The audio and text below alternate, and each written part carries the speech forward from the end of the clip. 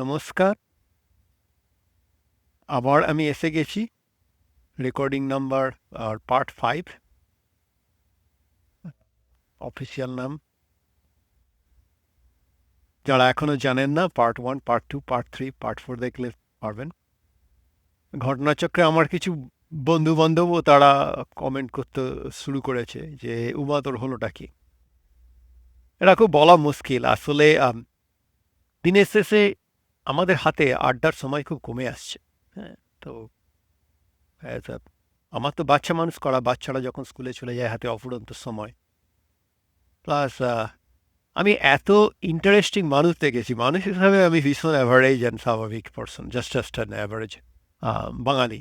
হুম, পড়তে ভালোবাসি, কমিক্স পড়তে ভালোবাসি, গল্প বই পড়তে ভালোবাসি, আড্ডা মারতে ভালোবাসি। কিন্তু আমাদের মনে হয় আড্ডা মারার সময়টা খুব কমে আসছে। মানে আমি চেষ্টা করলেও, আমাদের বাগনান কলেজে পড়তো সুব্রত মিত্তিরের বলি মজা করে, সুব্রত মিত্র মুখ কল্যাণে বাড়ি ছিল, অসম্ভব ভালো ছবি আঁকতো। আমি চেষ্টা করলেও কোনোদিন সুব্রত মুক্তের মতো ছবি আঁকতে পারবো না। এই আমাদের কথা আছে না, put your mind on something, you can do it. For a lot of bull.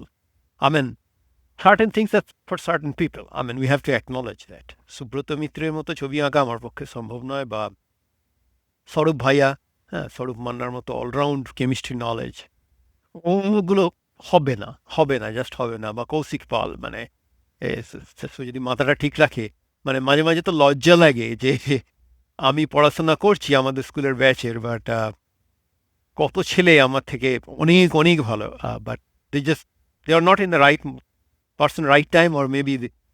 আসলে আমরা জীবনটা খুব মাঝে মাঝে খুব সিরিয়াসলি নিয়ে ফেলি। আমি জীবন সিরিয়াস, সেটা ঠিক আছে, কিন্তু সিরিয়াস জীবনকে সিরিয়াসলি নিলে আর সিরিয়াস জীবনকে একটু কম সিরিয়াস নিলে আমার মনে হয় না খুব বেশি অসুবিধে হয় বলে। হ্যাঁ, ছ্যাবলামোর একটা জায়গা আছে বাঙালি সমাজে।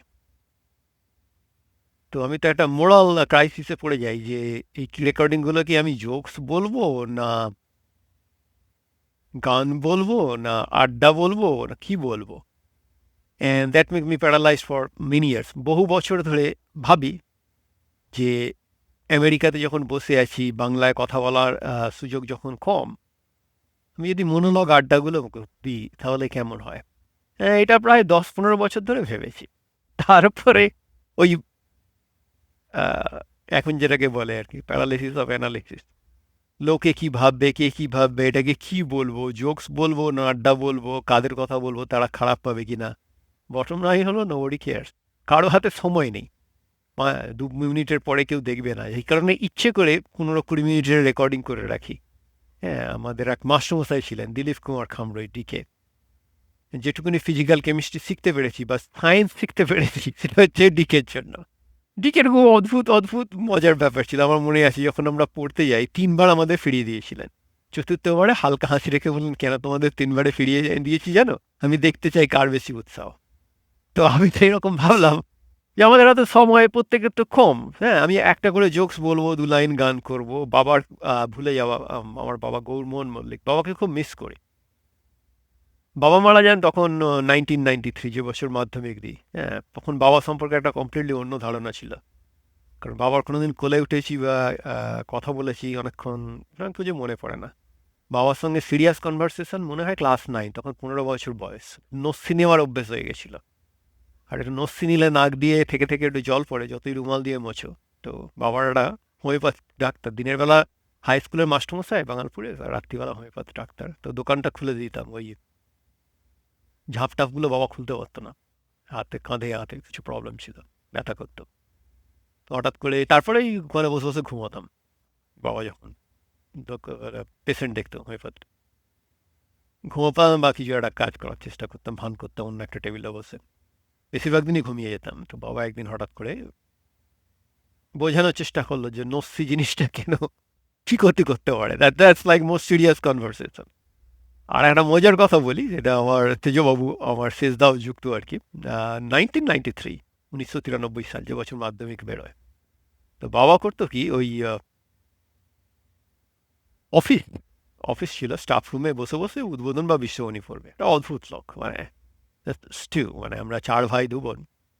জিজ্ঞেস করলে বাবা হয়তো উত্তর দেবে, কিন্তু স্কুলে বাবার ক্লাসে পড়া না করে বেরিয়ে গেলেও আমার কিছু যায় আসে না, বাড়ি গিয়ে কেউ জিজ্ঞেসও করবে না ক্লাসের বাইরে কেন বা পড়া করেছিনি কেন, নাথিং।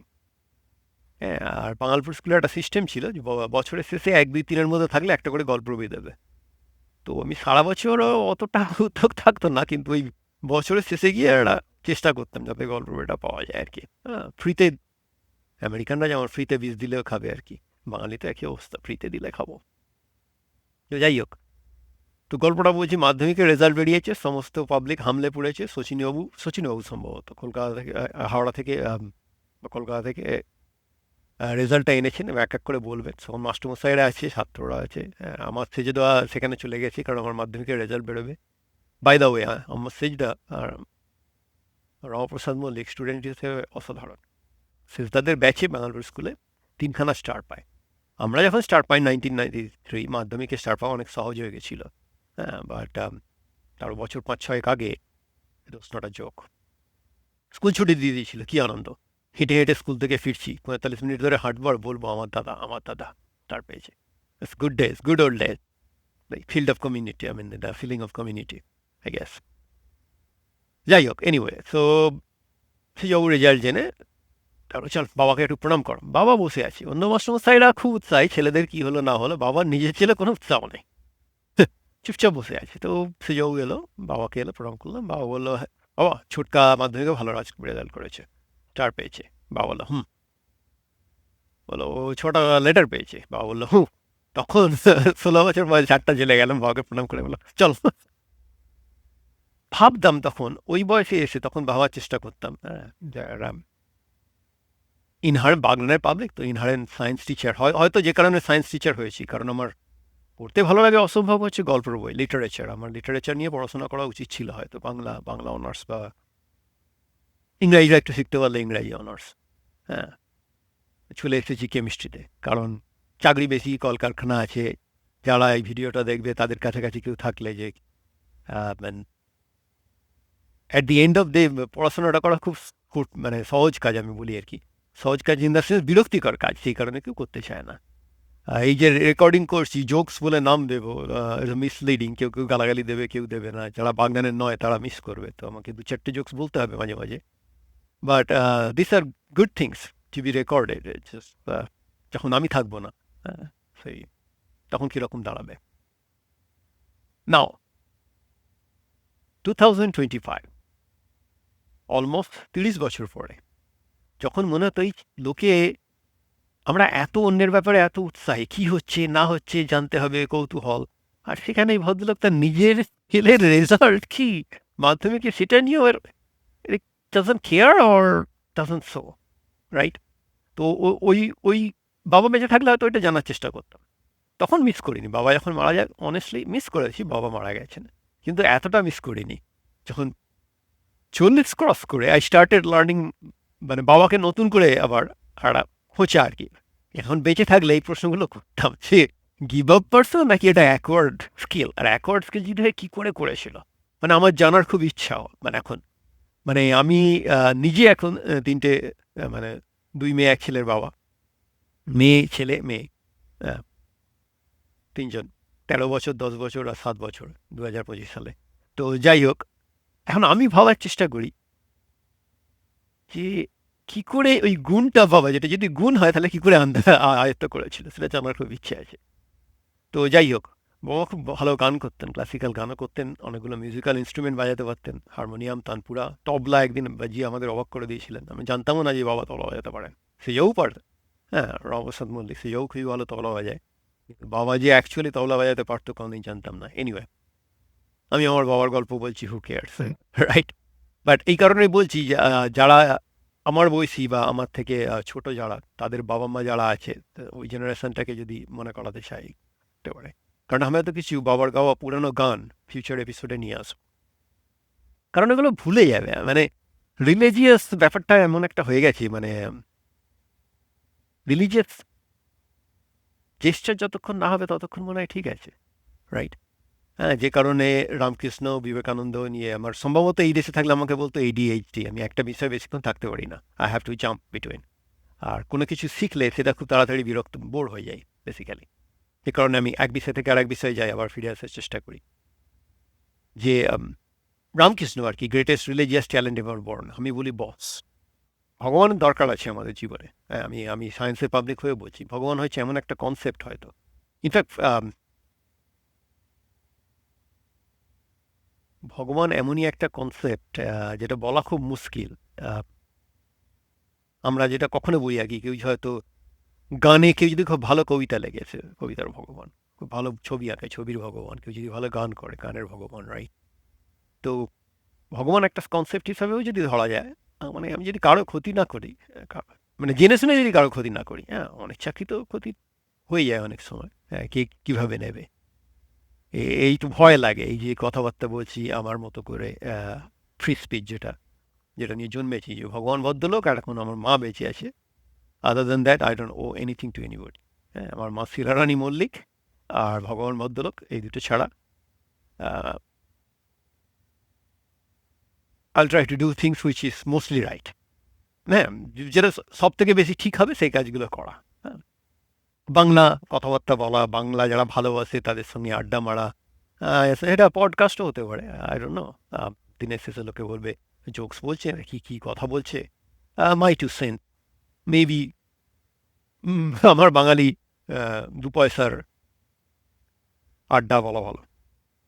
যাই হোক, তো আমি খুব লাকি যে আমার বাংলা খুব ভালো ভালো মাস্টার মশাই পেয়েছিলাম। বেলুড়ি বিদ্যা মন্দিরে বলি, যেমন সুশান্ত বাবু, হ্যাঁ, সুশান্ত বসু, অধ্যাপক সুশান্ত বসু বাংলা পড়াতেন, খুব মজার। ক্লাসে আমাদের দুটো ভাগ করে দিয়েছিলেন। তো অনেক বেলুড়ে যারা পড়তে আসতো তারা হয়তো ডাক্তার হবে না ইঞ্জিনিয়ার হবে। তো সুশান্তবাবু ওইটা পছন্দ করতেন না যে খাতার নিচে রেখে ওরা অঙ্ক করবে বা বায়োলজি প্রশ্ন মুখস্থ করবে। তো ক্লাসে এসেই প্রথমে বলে দিতেন, হ্যাঁ, যারা যারা বাংলাতে উৎসাহী নয় তারা হচ্ছে ক্লাসের পেছন থেকে গিয়ে স্যারের দিকে ব্যাক করে বসবে, আর যারা পড়তে আগ্রহী তাদেরকেই শুধু পড়াবে। প্রথম প্রথম সবাই ভাবলো ওটা তো ছক, তারপরে আলটিমেট আর্ধেক ক্লাস ফাঁকা। তো আমরা যারা বাংলা ভালোবাসতাম বা হোয়াট এভার, মানে গোল নেই কিছু নেই, যে পাবলিক, আমরা হচ্ছে সুশান্তবাবুর ক্লাস করবো আর পেছন দিকে যারা সব জয়েন্টের অঙ্ক করবে, নাহলে বায়োলজি। ইন্টারেস্টিং। কিন্তু সুশান্তবাবু আমাদের, অধ্যাপক সুশান্ত বসু আমাদের কবিতা নিয়ে অনেক কিছু বলতেন, সাবজেক্টের বাইরে বলতেন। শুধু সুশান্তবাবু বলবো কেন, মহিতোষবাবুর ডক্টরেট, সুশান্তবাবু সম্ভবত ডক্টরেট নয়, বাট মানে ওই রবীন্দ্রনাথ আর নজরুল দুজনকে এনজয় করা উচিত। কাকে কী দরকার এ ভালো এ খারাপ বলে বিতর্কে অংশ নেওয়া, বা সুমন আর নচিকেতা দুটোই তো এনজয় করার, হ্যাঁ, রাইট? ওরা এখন আর সুমন বলছি না, এখন আর নচিকেতা বলছি না, I have reservation about that. আমাদের সময়কার সুমন, আমাদের সময়কার নচিকেতা, হ্যাঁ, যারা শুধু সিঙ্গার নয়, একটা বড় মাপের অ্যাক্টিভিস্ট, হ্যাঁ, একটা সমাজ পুরো তৈরি করে দিয়ে গেছে। যে বয়স্ক বাবাদের, বাবা মাকে কেউ খারাপ আচরণ করলে বাস দিয়ে যাওয়ার সময় যদি বৃদ্ধাশ্রমটা মনে না পড়ে, সে আমাদের জেনারেশনের লোক নয়, রাইট? তারপরে ওই অ্যারোগ্যান্স, মানে ভালোবাসার নাম করে।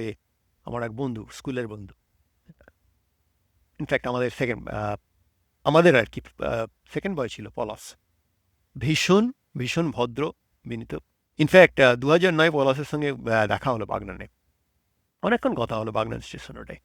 বদলে গেছি এখন, টড়াচ্ছে, খুব খারাপ লাগলো। ওর ভাইটা মানে প্রেমে প্রত্যাখ্যাত হয়ে সুইসাইড করেছিল, খুব খারাপ লেগেছিল ইন দ্য সেন্স, কারণ এত প্রতিভাবান দু ভাই, ভীষণ পড়াশোনায় ভালো, ভীষণ প্রতিভাবান, না খেলায় হেরে গেলে আর খেলবো না, ব্যাপারটা ঠিক আমার মাথায় আসছে না। মানে স্টাফ, আই ডোন্ট আন্ডারস্ট্যান্ড। আমরা সবসময় বলি বুঝতে পারছি কারো খারাপ সময় না, nobody can understand another person. আমরা কেউ কাউকে সেইভাবে ঠিক বুঝতে পারি না, রাইট? সম্ভব নয় মানুষের পক্ষে একটা মানুষকে এক্স্যাক্টলি বোঝা সম্ভব নয়। যেটা সম্ভব আমি আমার ওই সিচুয়েশনে গেলে কীভাবে ভাবতাম সেটা পাওয়া সম্ভব ম্যাক্সিমাম, রাইট? ওটা আমরা মাঝে মাঝে গুলিয়ে ফেলি। হ্যাঁ, তো যাই হোক, তো স্কুলেও আর কি, স্কুলে এই কারণে বলছি, স্কুলে আমাদের ছিলেন সুনীল সেনগুপ্ত স্যার, পাগলা মাস্টারমশাই আড়ালে বলতাম। জ্যোতিষ নিয়ে গবেষণা করতেন, হাত দেখতেন, আর একটু ভূত আছে কি নেই সেই নিয়ে শুনেছি খুব পড়াশোনা করতেন। সেই নিয়ে হয়তো উনি নিজের স্টেবিলিটিটা একটু অন্য জায়গায় নিয়ে চলে গেছিলেন, যেটা সাধারণ মানুষের কাছে মজার হয়ে যেত হয়তো, বা ঠিক লাগতো না। কিন্তু যখন পড়াতেন সুনীল সেনগুপ্ত স্যার, এত দরদ দিয়ে পড়ানো, ও অ্যামেজিং। পেছনে লাগতাম, কিন্তু কুণ্ডুবাবুও ছিলেন। কুণ্ডুবাবু আবার হচ্ছে আবার বাংলাতে আমার ডক্টরেট, কুণ্ডুবাবু হচ্ছে কুঁড়ে গোছের কুণ্ডুবাবু, K for Kundu, K for কুড়ামি। কুণ্ডুবাবু পড়াতেন, কিন্তু সুনীল সেনগুপ্তর স্যারের যে আবেগটা, সেটা কিন্তু কম দেখেছি। ওই সুশান্তবাবুতে দেখে খানিকটা দেখেছি, মহিতোষবাবুকে বিদ্যা মন্দিরে দেখেছি। মানে কিছু মানুষ আছে যারা বাংলা পড়ানোর সময় মানে কবিতা কি, মানে জাস্ট খানিকটা ছন্দ, মানে এই কুমোর পাড়ার গরুর গাড়ি বোঝাই করা কলসি হাড়ি, গাড়ি চালায় বংশীবদন, সঙ্গে যে যায় ভাগ্নে মদন, ছবি চলে আসছে। 4-5টা শব্দ সুন্দর করে একটা সাজিয়ে গুছিয়ে রবীন্দ্রনাথ ঠাকুর লিখে গেছি। কিন্তু আমরা যখন দেখছি কুমোর পাড়ার গরুর গাড়ি, হ্যাঁ, তখন যারা গরুর গাড়ি দেখেনি, দেখবে না এই জেনারেশনের, গুগলে গিয়ে গরুর গাড়ি টাইপ করে দেখতে পারো। আমরা দেখেছি, হ্যাঁ, চলতে একদম প্রথম দিকে গরুর গাড়ি ধান বোঝাই করে আসতো, বাগান রোড ওই আসতো আর কি, মানে শ্যামপুর বা গাদিয়ারা ওই জায়গায়, মানে ভেতরের দিক থেকে গরুর গাড়ি বোঝাই করে ধান নিয়ে আসতো, খড় নিয়ে আসতো, গাড়ি দেখেছি আমরা। কিন্তু বোঝাই করা কলসি হাঁড়িটা দেখিনি, সেটা সত্যি কথা, যে গরুর গাড়িতে আসছে সেটা। কিন্তু ওই ছবিটা, মানে একটা কবিতা তার সাথে ছবি চলে আসতো, মানে অদ্ভুত ব্যাপার, মানে বার খেয়ে যেতাম। কবিতা কি, মাঝে মাঝে হয়তো সুজনবাবু জিজ্ঞেস করলাম ক্লাসে এসে কবিতা কি, হ্যাঁ, খুব খুব ভাবার। তো তখন এই অনুসৃষ্টি মাথায় ঢুকিয়েছেন যে তোমাকে প্রতিভা নেই কে বলেছে, তুমি চেষ্টা করতে হবে। তো সেই নিচে কবিতা কি ভাবার চেষ্টা করছি, ভাবার চেষ্টা করতে করতে 2-4 কলম আগে কবিতা কি ধরতে পারছি না।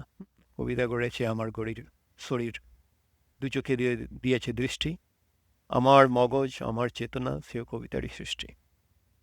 কবিতায় আমি বিশ্বকে চিনি, কবিতায় বুঝি বিপ্লব, কবিতা আমার উচ্চাকাঙ্ক্ষা, কবিতা আমার অনুভব। 7 লাইন বা 8 লাইনের মতো।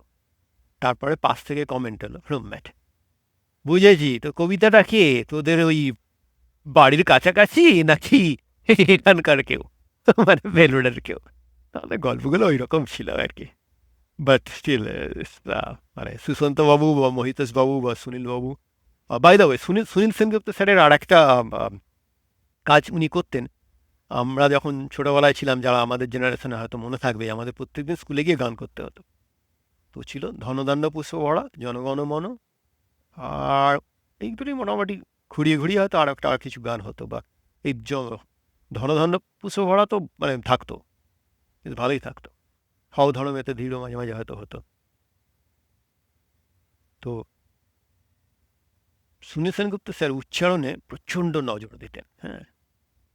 ধন ধান্য পুষ্প ভরা আমাদের এই বসুন্ধরা, তাহার মাঝে আছে দেশ এক, সকল দেশের সেরা, স্বপ্ন দিয়ে তৈরি সে দেশ, স্মৃতি দিয়ে ঘেরা,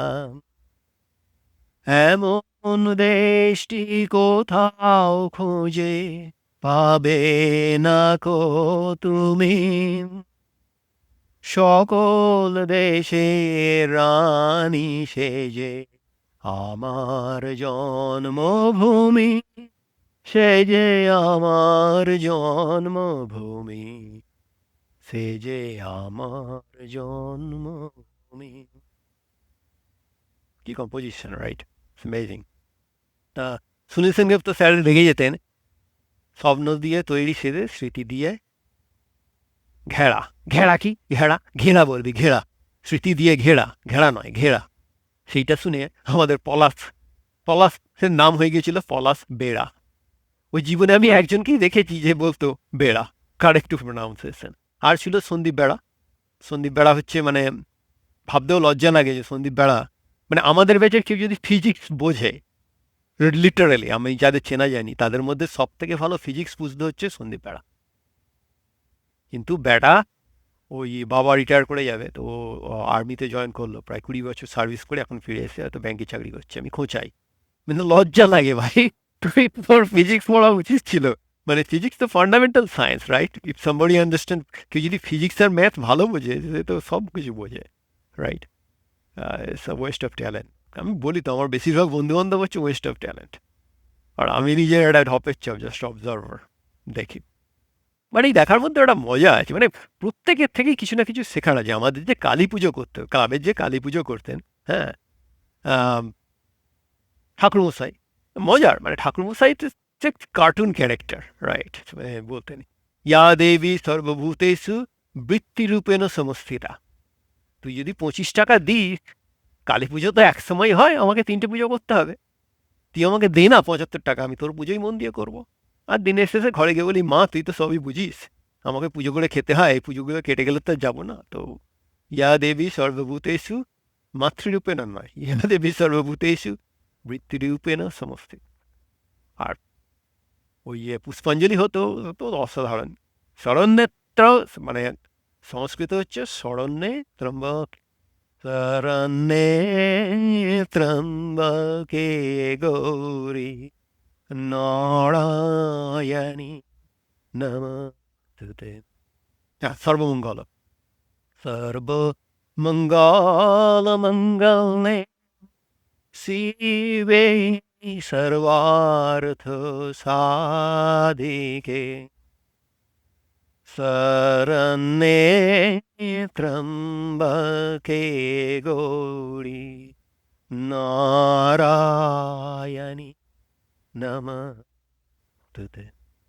তো সেটা পুষ্পাঞ্জলির সময় হয়ে যেত, শরণ্যেত্তম শরণ্যেত্তম বকে গৌরী বকে গৌরী। তারপরে জোকসটা হয়ে যেত শরণ্যেত্তম বকে গৌরী। এনিওয়ে, তো ঠাকুরমশাই ওই রকম, ঠাকুরমশাই পুজোর আগে বলবে, এই জানিস মা বলেছে এই বছর কিন্তু একটা শাড়ি চাই, ওই গামছা দিয়ে চলবে না। মা মানে ঠাকুরমশাইয়ের স্ত্রী মোর লাইকলি। আর এই ঠাকুরমশাই চিন্তা করবেন, এবারে নতুন কমিটি, একদম সুন্দর শাড়ি পাবেন। হ্যাঁ, আলটিমেট পুজোর দিনে যে ঠাকুরমশাইয়ের সঙ্গে কথা বলবে পুজোর দিনে, সে পুজো মণ্ডপের ধারে কাছে থাকবে না। হ্যাঁ, নতুন। আরে ঠাকুরমশাই খুব খারাপ লাগছে, আপনাকে ভুলভাল সব বলেছে, কিন্তু কি আর করা যাবে, সামনের বছর দেখবেন আমরা নতুন করে সব কিছু ঠিক করে। হ্যাঁ, সামনের বছর তুই আবার ওই করে করবি। কি দেখি, তো শাড়িটা হয়ে যেত গামছা, আর গামছাটা হয়ে যেত এটা চেলি, চেলি বলে একটা মানে জেল জেলে একটা মানে পার্পল কালারের ছোট্ট মানে মানে কি বলবো, আয়না মোছা যাবে খুব বেশি হলে, শুকনো করে হয়তো আয়না মোছা যাবে বাড়িতে, ওইটুকু রুমালের সাইজের। তো ঠাকুরমশাই যন্ত্র মানুষ মানে। মা বলেছে এই বছর বিলিতি চাই, মদ, কালী পুজোর একটু মদ লাগে। হ্যাঁ, তো ঠাকুর মা বলেছে একটু বিলিতি চাই। বিলিতি মানে অফিসার চয়েস হলেই খুশি, বা বড় কিছু দিতে হবে তা না, একটু একটু একটু ভালো কিছু দিলেই খুশি হয়ে যেতে, তো ওল্ড মঙ্ক ফোল্ড মঙ্ক হলেও খুশি হয়ে যাবে। তো আলটিমেট না, কি এলো না, দেখি তোদের কী সব তোরা বলিস এক করিস এক, মা বলেছে খরচ করে বিলেতি চাই এই বছর, তাও মা বলেছিল কাপড় দিয়েছিস গামছা, গজগজ করতে করতে তাও পুজোটা করবেন।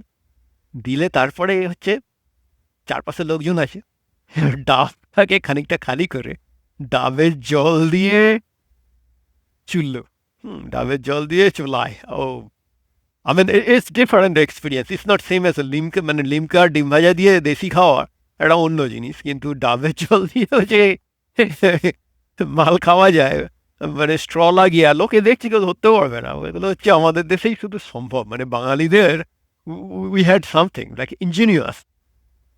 আই মিন জাস্ট ওই দিনগুলো মনে পড়লে এখনো মজা লাগে, জাস্ট জাস্ট সেই কারণেই বকে যাওয়া, সেই কারণেই বকে যাওয়া, যাদের সময় আছে তারা শুনবে, যাদের সময় নেই তারা শুনবে না।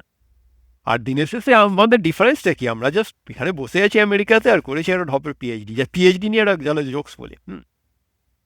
পিএইচডি স্টুডেন্ট অ্যাকচুয়ালি কীরকম হয়, তো গল্পটা এরকম যে একটা পিএইচডি স্টুডেন্ট একটা অ্যানিম্যাল পেন স্টাডির উপরে পিএইচডি করছে, অ্যানিম্যালের পেন মানে ব্যথা কতটা অনুভব করে। তো একটা ব্যাঙের প্রথমে একটা পাকে জখম করেছে, দিয়ে বলছে জাম্প, ব্যাংকটা একটু পালানোর চেষ্টা করছে অবভিয়াসলি, হ্যাঁ 3টে পা তো এখনো রেডি রে বাবা। তারপরে সেকেন্ড পাটাকে জখম করে বলছে জাম্প, ব্যাংকটা তখন পালানোর চেষ্টা করছে কিন্তু মুশকিল, 2 পা জখম হয়ে গেলে 50% লাইক মানে তোমার মোবিলিটি কম্প্রোমাইজড হয়ে গেছে, তো টুকটুক টুকটুক করে যাচ্ছে। তৃতীয় পাটা জখম করেছে, দিয়ে বলছে মুভ, বিয়ারলি মানে কোন রকম ড্র্যাগ করে করে ব্যাংকটা একটু হয়তো নিজেকে মুভ করছে। এবার চতুর্থ পাড়া যখন করে বলছে মুভ, ব্যাংকটা একই জায়গায় পড়ে আছে। তো তখন সেই পিএইচডি স্টুডেন্ট তার খাতায় লিখছে যে আপনি যদি একটা ব্যাঙের 4টে পাকে জখম করেন, তাহলে সে আর কানে শুনতে পায় না। ওইটা হচ্ছে পিএইচডি। তো যাই হোক, দিলীপ খামরুইয়ের কথা যখন বলি, মানে that's the teacher who taught us the science should make sense. In fact, everything should make sense. Right now, এই যে রেকর্ড করছি, it's a sequence of many things, right? বা 500 লোকের গ্রামে বসে আছি আমেরিকাতে, বাংলা বলার সুযোগটা নেই, অথচ এই ইন্টারনেট আমাকে সেই সুযোগটা দিয়েছে যে আমার মতো যারা কি হয়তো শুনলেও শুনতে পারে, যার হাতে সময় আছে, হয়তো সময় আছে বা নেই, রাইট? তো সেটা কীরকম দাঁড়াবে? তো একটা বই পড়ছিলাম হঠাৎ করে, মানে রিসেন্টলি, মানে বইটা হঠাৎ করে বলবো না, বেশ কিছুদিন ধরেই পড়ছি, বছরখানেক হলো। বইটা আবার পড়লাম, the top 5 regrets of dying people. মনে হলো এই যে লোককে হাসানোর যে একটা ইচ্ছে ছিল, হ্যাঁ, স্টেজে উঠবো কিছুক্ষণের জন্য, 5-10 মিনিটের জন্য, লোকের ভুলভাল ভালো করে কথা বলতে পারি না হয়তো, কথার খেয়ে হারিয়ে ফেলি, but just communicate with them, কিছুক্ষণ কথা বলবো, কিছুক্ষণ মানুষের সাময়িক সমস্যাগুলো, হ্যাঁ, ছেলের অসুখ, মাথার diabetes, blood sugar, anxiety, all the, এগুলোকে একটু সরিয়ে, বা এনাফ পয়সা নেই, এগুলোকে 4-5 মিনিটের জন্য সরিয়ে যদি একটা মানুষকে যদি খুশি করতে পারি, হ্যাঁ, সুখী করতে পারবো না, সেটা ভগবানের department, it's worth, right? It's worth of human life. Be useful, যেটা আমি বলি, বি ইউজফুল। ছোটোবেলা থেকে চেষ্টা করে আসছি এটা, বি ইউজফুল। তো এইটা মনে হলো, লেটস বি ইউজফুল। হ্যাঁ, কেউ আওয়াজ দেবে, বেশিরভাগ লোক আওয়াজ দেবে, সো হোয়াট, আওয়াজ দেওয়ার জন্য আমি তো লোককে তো আওয়াজ দিই for many reasons, it's okay, কি আর করা যাবে? কারণ আমাদের মতো পাগল কি নিশ্চয়ই কিছু আছে। আমার মনে আছে, হালটা মনে হয় 2000, সারফারস মুভি এলো, আমার সিনেমাটা খুব ভালো ভালো লাগে, কিন্তু ওই গুলফাম হোসেন, হ্যাঁ, গুলাম আলীর খুব ভক্ত, তো ফলে গুলফাম হোসেন নামটা না নিলেই পারত। সে লোককে ডাইরেক্টলি খোঁচা মেরে কী দরকার? আমি তো মানে উর্দু গজল শুনতে ভীষণ ভালোবাসি, সেই হিসাবে গুলাম আলু ভক্ত, বুঝতে পারতাম না, তখন থেকেই শুনি, মজা লাগে, জাস্ট। বাট যেটা বলার সেটা হচ্ছে 2000 সাল, তো আমরা আইআইটি বোম্বেতে, আমাদের মতো যারা খুলিপাল্লা মানুষ, যারা যারা প্রপার মানুষ, তারা ইয়ার এন্ডিং নাইটে 31শে ডিসেম্বর সবাই ইয়েতে চলে যায়, সি বিচে চলে যায়, জুহু বিচ বা সামথিং, যে যেখানে যেতে পারে, মজা। আর আমাদের মতো কিছু পাবলিক আছে, আমাদের মতো যারা হচ্ছে একটু একটু অন্য রকমের মজা পেতে ভালোবাসে, তো পেটে হালকা কিছু থাকে অবশ্যই, হালকা কিছু পান করে। তো আমরা এনেছিলাম ওই বছর হচ্ছে, আহা, শিট, এটি আসছে, মুখে আসছে না। হোস वालों को खबर किया बेखुदी क्या चीज है, গানটা জেনে লিখেছেন। Shit, কি ছোট্ট ছোট্ট নিডা ফজলিজিকে আমরা নিয়ে এলাম যে শায়েরি শুনবো সারা রাত্রি। হ্যাঁ, শায়েরি শুনবো সারা রাত্রি, তো হালকা পেটে হালকা মদ্যপান করে তারপরে শায়েরি শুনতে যাওয়া। কিন্তু এটা জানতাম না যে ভদ্রলোক শুধু ভালো কবিতাই লেখেন না, হ্যাঁ, হোস वालों को खबर क्या बेखुदी क्या चीज है, इस कीजिए फिर समझिए जिंदगी क्या चीज है। खुलती जुल्फों ने सिखाई मौसमों को शायरी, झुकती आंखों ने बताया मैं कैसी क्या चीज है, मैं कैसी। शराब पीने के बाद जो फीलिंग्स होता है, मीन शराब, वो देसी चुल्लू के जो फीलिंग्सটা নয়, ওকে গালাগালি দেওয়া নয়, শরাব পিনে के बाद just मैं कैसी, just that light beautiful feeling।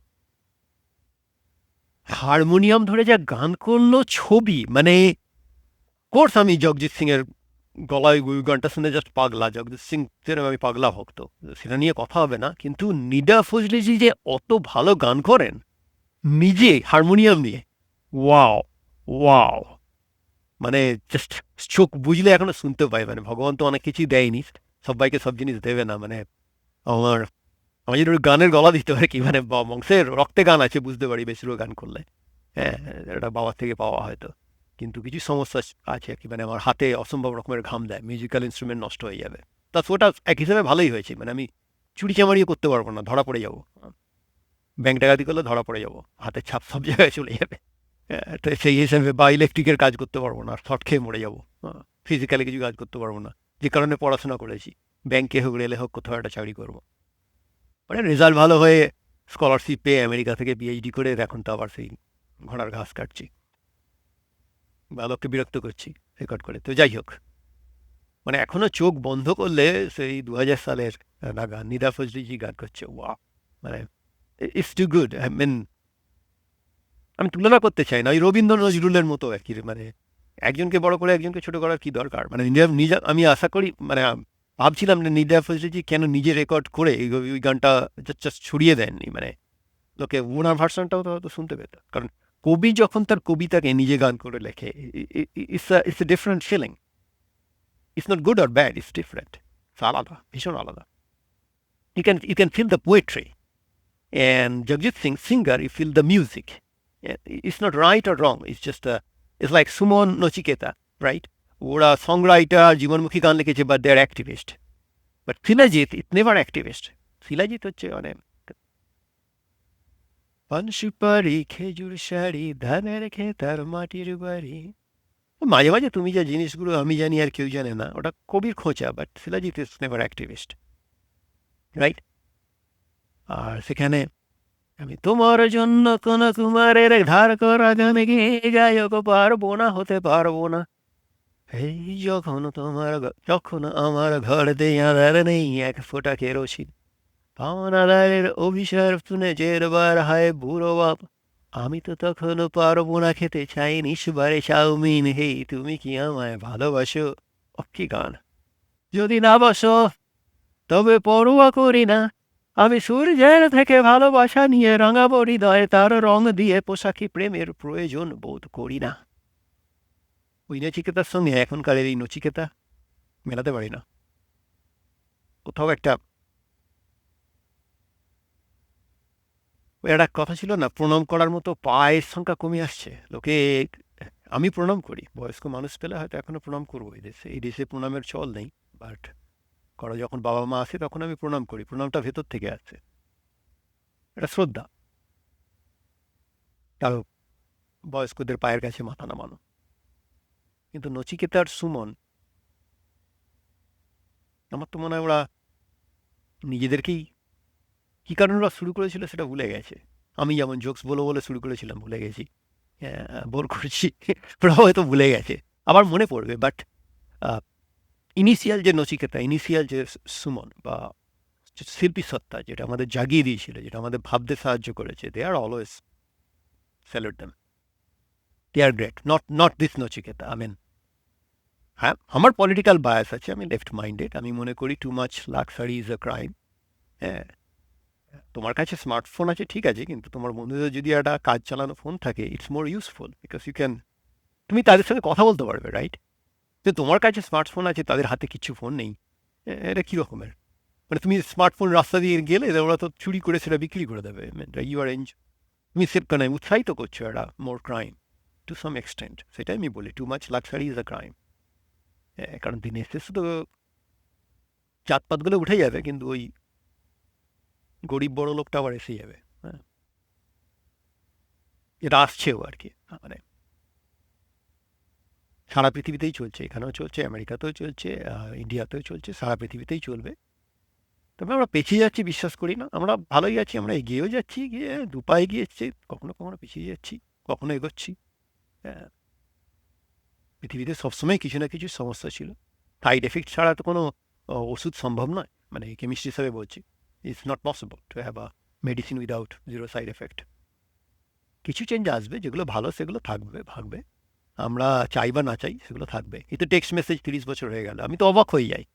একটা কম্পিউটারে আমরা টাইপ করেছি, তারপরে সেটাকে সেন্ড করেছি, সেটা কীরকম সিগন্যাল হয়ে যাচ্ছে, আকাশে ভেসে যাচ্ছে, ওয়েব ফর্ম নিচ্ছে, আবার অন্য একটা রিসিভারে সেই ওয়েবগুলো ক্যাপচার হয়ে কী সুন্দর, হ্যাঁ, আবার সেটা সুন্দর হয়ে এটা টাইপ হয়ে সেন্টেন্স হয়ে যাচ্ছে। মানে just I am simple person, it makes me just things crazy. I mean ছোটোখাটো ব্যাপারগুলো, যেরকম কবিতার যেরকম, হ্যাঁ, কুমোর পাড়ার গরুর গাড়ি বোঝাই করা কলসি হাড়ি, গাড়ি চালায় বংশীবদন, সঙ্গে যে যায় ভাগ্নে মদন। হ্যাঁ, ওই ছবি, ওটাতে জাস্ট 4টে লাইন নয়, ওটাতে একটা ছবি, হ্যাঁ, চোখের সামনে দেখতে পাই। নিদা ফজলিজি কনসার্ট এখনো চোখে বাজে, 2002 মানে 25 বছর আগের রাত্রি। মানে কি গায়কি, মিনিমাম মিউজিক, কবিতাটা ওনার গলায় ওনার গান হয়ে বেরিয়েছে। It's amazing feeling. I mean I wish সারা পৃথিবী সেটা যেন জানতে পারে, কিন্তু এটা জানি না সম্ভব হবে কিনা কোনোদিন। But he is Nida Fazliji is an amazing singer, by the way, amazing singer himself. যে কারণেই উনি ওই রকম গান, কবিতাও লিখতে পেরেছেন, কবিতাটাকে সেরকম অত সুন্দর কবিতাটাকে অত সুন্দর গানও করতে পেরেছে।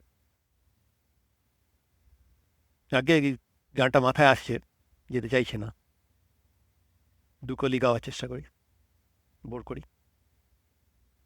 होश वालों को खबर क्या, बेखुदी क्या चीज है। होश वालों को खबर क्या, बेखुदी क्या चीज है। इश्क कीजिए फिर समझिए, इश्क कीजिए फिर समझिए, जिंदगी क्या चीज है। खूबती जुल्फों ने सिखाई मौसमों को शायरी, झुकती आंखों ने बताया मैं कैसी क्या चीज है।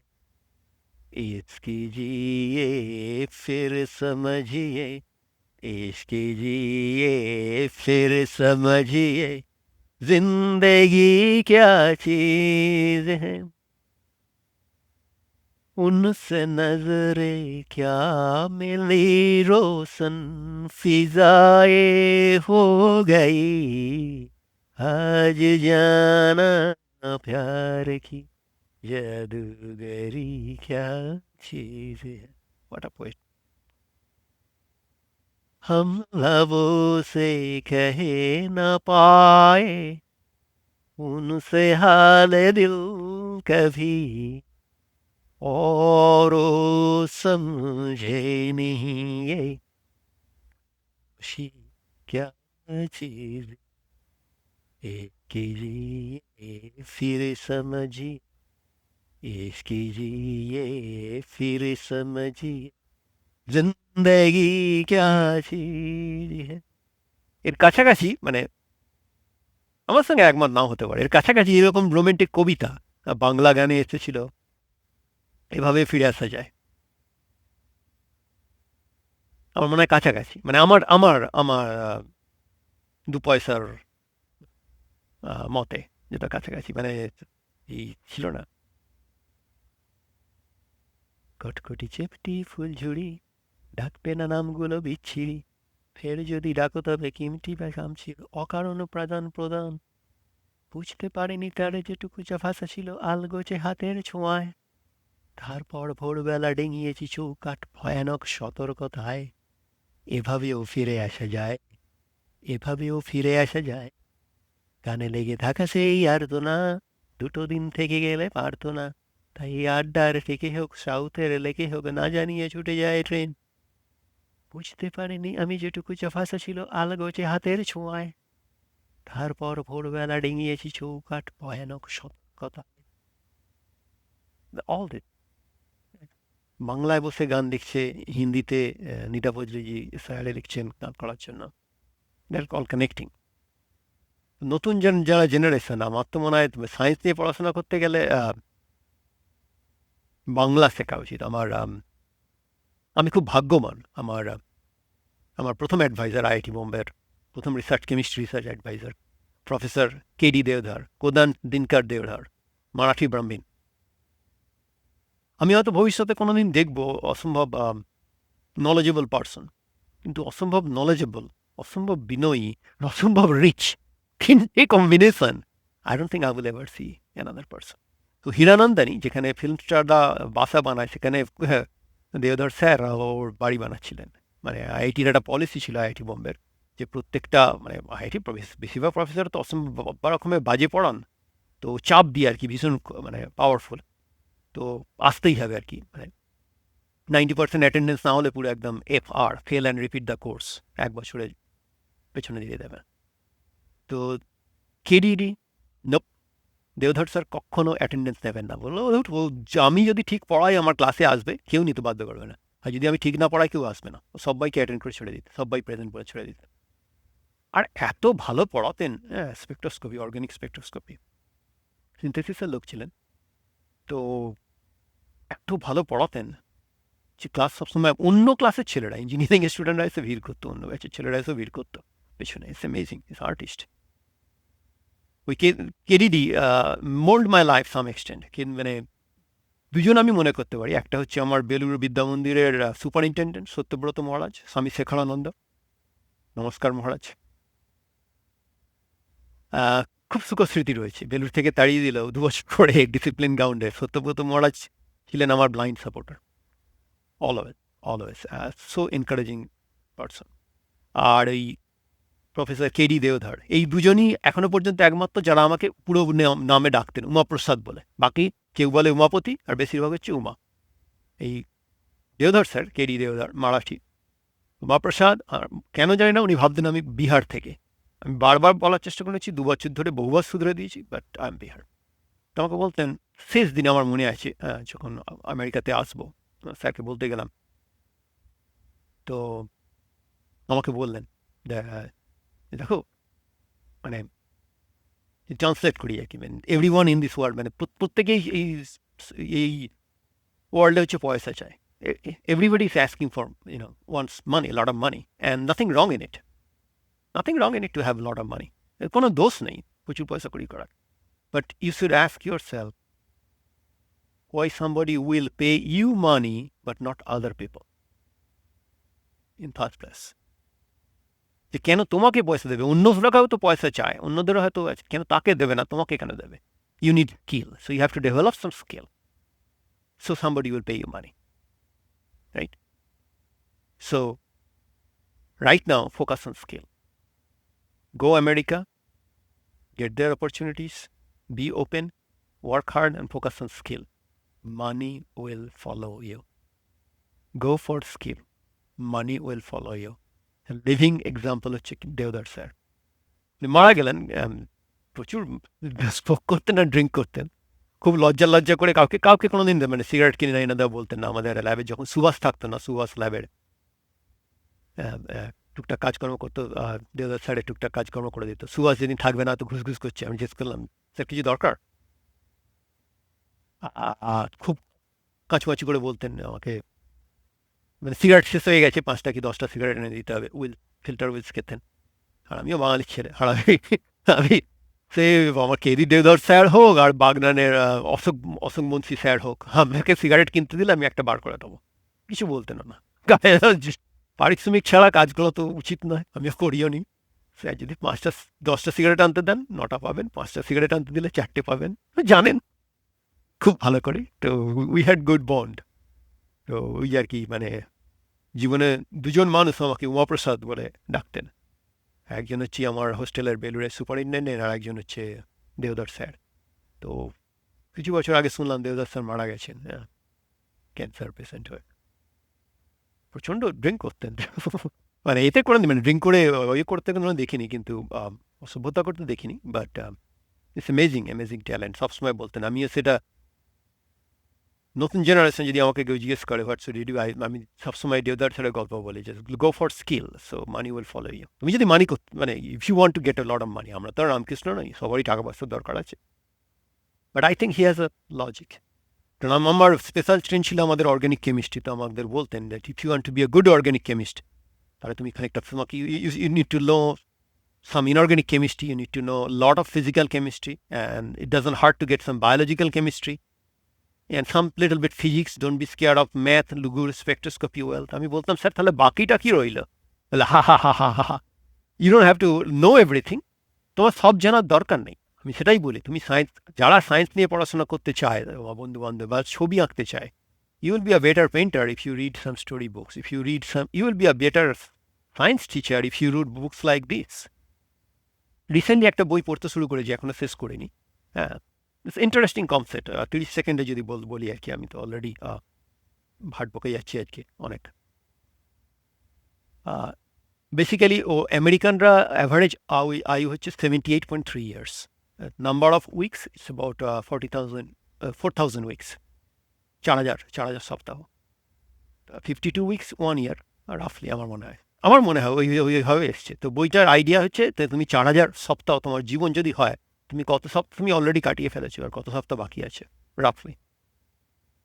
অ্যান্ড ওটা মানুষকে ভাবাবে, রাইট? আমরা তো অনেক কিছুই জানি না, ইনফ্যাক্ট ভগবান ভদ্রলোক ছেলে না মেয়ে সেটাও জানি না। পরে বলবো আমাদের একটা নোবেল লরিয়েটের সঙ্গে তখন পড়াই আর কি, আমার দ্বিতীয় যাবে পড়ানোর সময় ফিজিক্সে নোবেল, সে গল্প পড়া হবে। উপস, অলরেডি 45 মিনিট হাবি জাবি বকে যাচ্ছি। আজকে জোকস তো আর বলা হলো না, আবার পরে কোনোদিন সময় হবে আসবো। আর যারা আমাকে উৎসাহ দিতে চান তারা সাবস্ক্রাইব করবেন, লাইক বা দিন বা না দিন সাবস্ক্রাইব করবেন। আর নিচে যদি কমেন্ট সেকশানে কিছু লিখে দেন, আমি কী লিখতে পারি? আমার তো এটা জোকসও নয়, কথা বলতে ভালো লাগে, মনোলগ, একটা বাঙালির ছেলে বাঙালির সাথে হার্ট টু হার্ট কনভারসেশন, একটা জায়গা তৈরি করছি, শেষ। আর আমার বন্ধু বান্ধব দেশ বিদেশে যারা আছে চিনে না তারাও জানবে যে হ্যাঁ, বাগনান বলে একটা জায়গা আছে, পশ্চিমবঙ্গের বাগনান বলে ছোট্ট একটা জায়গা, সেখান থেকে আমি আপাতত আমেরিকার ছোট্ট একটা জায়গা আরকানসার, 500 লোকের গ্রাম, টেলারে থাকি, টেলার আরকানসার, 550 লোক হয়তো, বাট মজার মজার গ্রাম। বাট যাদের সময় নষ্ট করছি তাদের কাছে ক্ষমা প্রার্থী, আর যাদের সময় নষ্ট করছি না, যাদের রিটায়ার্ড পরিবার পরিজন আছে তাদেরকে দিয়ে দিলেই হবে, পরে আবার কথা হবে। রাখি, সবাইকে প্রণাম জানিয়ে আজকে শেষ করি।